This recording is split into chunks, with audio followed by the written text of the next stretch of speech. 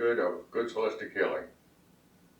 I'll start out today by saying Happy Mother's Day to all those mothers out there. Today we're going to talk about a couple words that come to my mind that may be confusing or a misunderstanding to people as they start a spiritual path. When I first started my intensive spiritual path that I was directed to do a few years ago, these two words came up. The first word is resonates.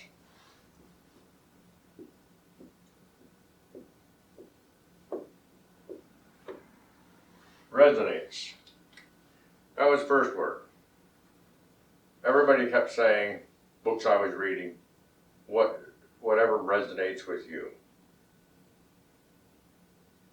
People I talked to, well, if this resonates with you, you ought to run with it. They would say, on the websites or on the videos, they would say, well, take what resonates with you and leave the rest. Well, what does that word resonate mean? The word resonate, according to the Merriam-Webster dictionary, and all the definitions we give today will be from the Merriam-Webster dictionary, to relate harmoniously or strike a chord. That's the definition. To relate harmoniously or strike a chord. That resonates. So, if something that you read just strikes a chord, says, yeah, hey, I really like that. I need to look into that. That's resonating. If it brings harmony to you, if it harmoniously works with you, then it resonates with you. If it does not harmoniously resonate with you, if it does not bring harmony to you, if it does not strike a chord, doesn't mean that it's not for you. It means that it's not for you right now. I have had many experiences where I've read something or heard something, and I thought, that's just a bunch of hogwash. And then, a little while down the road, I'd do studies and I'd say, wow, I heard a while back such and such. And now, I wonder how that might work in here. So now it's starting to resonate with me, starting to strike that chord, starting to become harmonious with me. So then I have to go and look through that and see how it does, how it works into what I've been studying. But because I was not in the right spot, I hadn't done the right seeking yet. For me, that particular idea, that particular situation had not resonated with me yet. Keep in mind that as we grow with our spiritual seeking, that it is evolving. Things that didn't work for us will start working for us at some point. Things that used to work for us won't work anymore. We will let them go. We will find that is not part of my spiritual path. And you can let it go. Not to say it's not part of somebody else's spiritual path, and you can't judge somebody for using that idea, that belief, or that faith. But it doesn't work for you at the moment, and that's okay. That's the way it's supposed to be. Everybody has their own path. So as things resonate with you, jump on them. Become part of it. Let it bring some of the harmony, some of the evolution of your spiritual path with you. Don't just say, oh, it didn't work then. How can it work now? No, that's not right. It's an evolving path.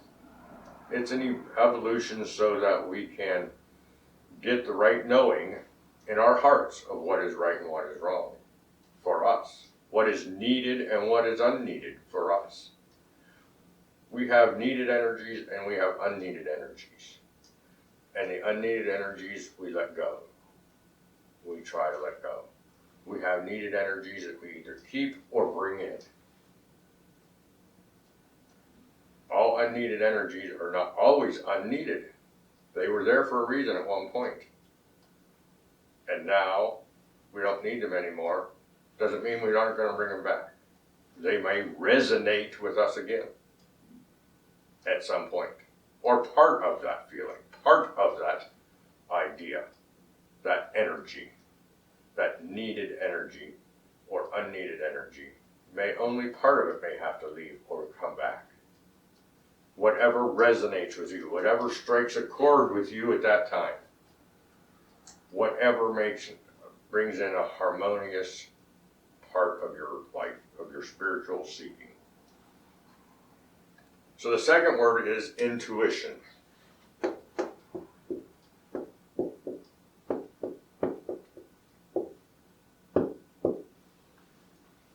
Intuition. Intuition is a little more in depth, I believe, than resonating. Intuition. The power or faculty of attaining to direct knowledge or cognition without evident rational thought or interference. The power of or faculty of attaining to direct knowledge or cognition without evident rational thought or interference. So let's look up the word cognition. Cognition means being cognitive. So we look up the word cognitive. And the word cognitive means relating to, being, or evolving conscious intellectual activity, such as thinking, reasoning, or remembering, cognitive impairment. So cognition means using your brain, using your knowledge, based on a capable of being reduced to empirical factual knowledge. That's the one we want to use. Based on or capable of being reduced to empirical factual knowledge. Well, then we have to look up what empirical means. What does empirical mean? Originating in or based on observation or experience of data or of experience of situations. So intuition, attaining direct knowledge without scientific or without true evidence. That's basically what it's saying. Without true evidence, only by observation and experience.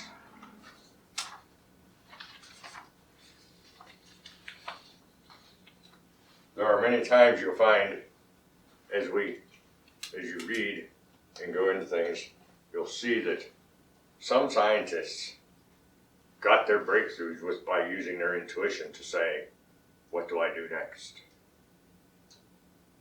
How do I proceed with this experiment? They had to use an internal knowing, an internal way of saying, oh, well, this was my experience. This was the way I experienced things before. So let me try that, because that's what my gut feeling's telling me to do. Your intuition is your gut feeling. You get that gut feeling through experience. Just like going to that party. That party that you know you shouldn't be going to, and you know something bad's going to happen. And you go anyway. But you have this really, really bad feeling in your gut. You go, you sort of sit back and sort of know that you're not supposed to be there. And then all of a sudden something happens. Somebody gets into a fight, an argument. The cops show up.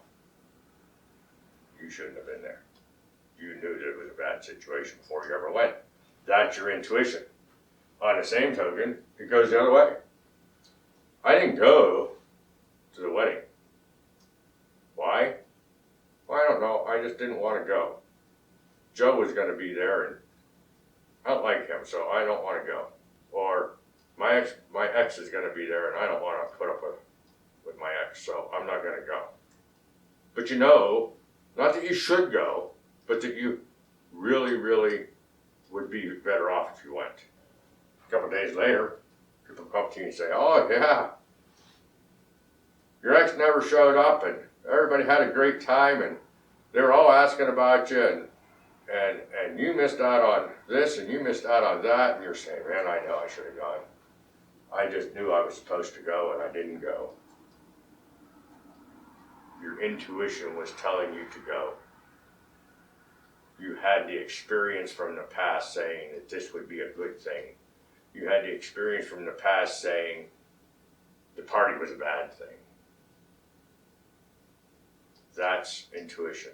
Intuition is your gut feeling. Intuition is that stuff you know without knowing why you know it, how you know it, how you empirically know it. What did empirical mean? Empirical meant of experience, knowing through experience and knowledge. Well, we're talking more of spirit. Experience and knowledge, when they come together and go to your heart, they can then go to your gut and become your intuition. They can also go to your forehead, your third eye, and become intuition. So, when we talk about intuition, we're talking about the gut feeling. If you're going to become a healer, or you already are a healer, or you're studying for a healer, you'll hear a lot about intuition.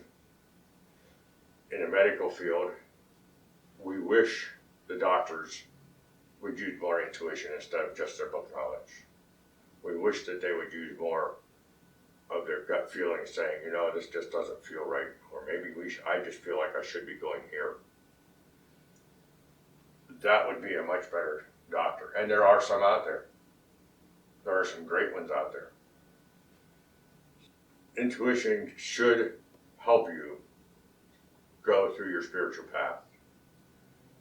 It will help you to understand what resonates with you. How? Well, it's sort of a tricky thing. You'll see something and you'll say, that doesn't resonate with me right now, but my intuition tells me to hold on to it for a while and see what happens. So you continue studying, and then you say, yeah, I intuitively know that this is the right path to go on. So I'm going to bring back in that thing that didn't resonate with me.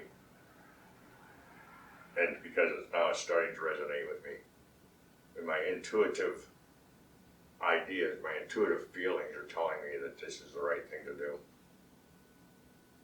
Intuition is going to help you, guide you through your spiritual path. It's going to bring part of your guidance, because intuition not just comes from, in my opinion, you and your experience and your knowledge. It also comes from spirit. Spirit can tell you. That's how sometimes spirit talks to you, is through intuition. And it will tell you that this is the right path. No, don't go down that path. You're at a crossroads here. You have to decide that you're free. You have free will to make that decision, but your intuition can tell you which way to go. Spirit will guide you through your intuition, saying, you go down this path because this path here is for someone else. Or this path here will take you down a path that you're not ready to go down, or a path that shouldn't be gone down because it's not yours. It's materialistic instead of spiritual. It's third dimensional instead of spiritual. You know, there are things that you can be guided, and see, our free will allows us to make those decisions. And how do we become intuitive and know these things? There are several ways. One is just paying attention and listening to your body. The biggest way that I feel is the best way to find out how you can get in touch with your intuition is simply by meditating. Meditation does so many things. It calms you down. It calms you down enough. You may not get answers in your meditation, but it calms you down enough to know how to get inside yourself, how to listen to yourself, how to listen to your body, how to listen to your spirit, how to harmonize so that you know what can resonate with you, how you can become part of both the duality of the earth, of the third dimension, and of the spirit, of the fourth, fifth, sixth dimension, wherever it is. That's what meditation can do. We'll get more into meditation in the future, but we want to know that that's how we can become and know enough about us to be able to deal with our intuition, to be able to understand, to know that that is a knowing in my heart. It's not done by belief, by what somebody else has told me to believe in. It's a knowing, a true knowing in my heart, a true knowing in your heart. That knowing helps you to bring out the intuition, to find what resonates with you, and continue your spiritual paths in a way that you are being guided.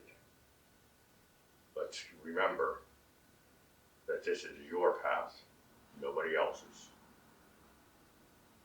And because it's your path, you have to deal with your intuition, and you deal with what resonates with you from within. Let's go ahead and spend each and every moment of our day doing something spiritual, doing it in a spiritual way, and bringing spirituality into our entire day. Subscribe, ring the bell if you want notified, and give a thumbs up.